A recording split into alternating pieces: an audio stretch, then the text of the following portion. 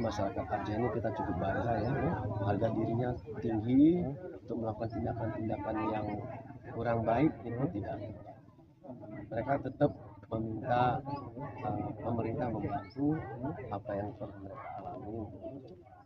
Kalau jumlah personil totalnya sudah 1.300, baik dari personil Polda sendiri maupun bantuan dari pusat. Pusat membantunya ada beberapa pasukan, pertama pasukan Brimob, terus DVI untuk mencari korban-korban, terus pasukan trauma healing, dan pasukan Kinal. Itu pasukan yang terturunkan di 4 kabupaten sementara ini. Dilengkapi dengan semua peralatan. Pelayanan kita harus, karena mereka kan kehilangan surat, dia butuh melaksanakan perbaikan ya. Kita butuhkan adalah operasional pelayanan di bidang administrasi. Kalau kami itu tidak ada yang ringan, berat, nggak ada. Semuanya sama karena kami bantu semua.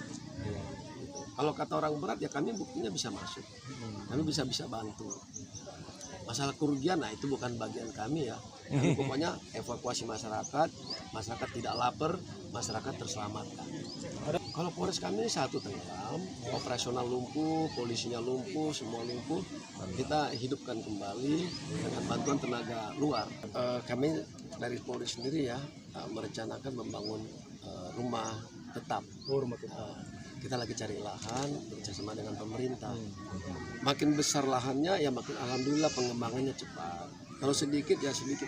Rencana 300, tapi baru ditentukan di Tamiang dulu. Rata-rata tipe 36 standar ya. Standar, tapi dia bisa tumbuh kembang.